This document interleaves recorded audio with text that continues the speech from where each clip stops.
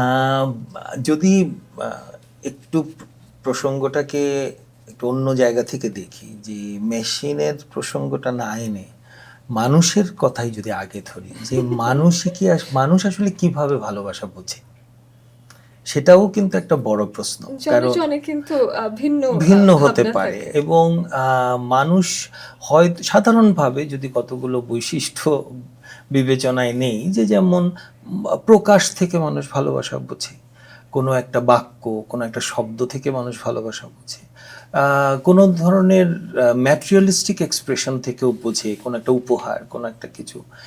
আমি মানে খুব গভীর চিন্তার জায়গা থেকে না দেখে খুব সাধারণভাবে মামুলি ভাবনা দিয়ে যদি দেখি, তাহলে ভালোবাসা সাধারণত এইভাবে বোঝে হয়তো মানুষ।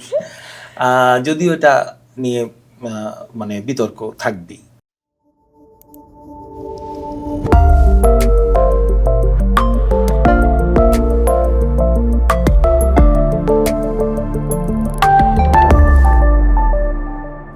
Be a lifelong learner.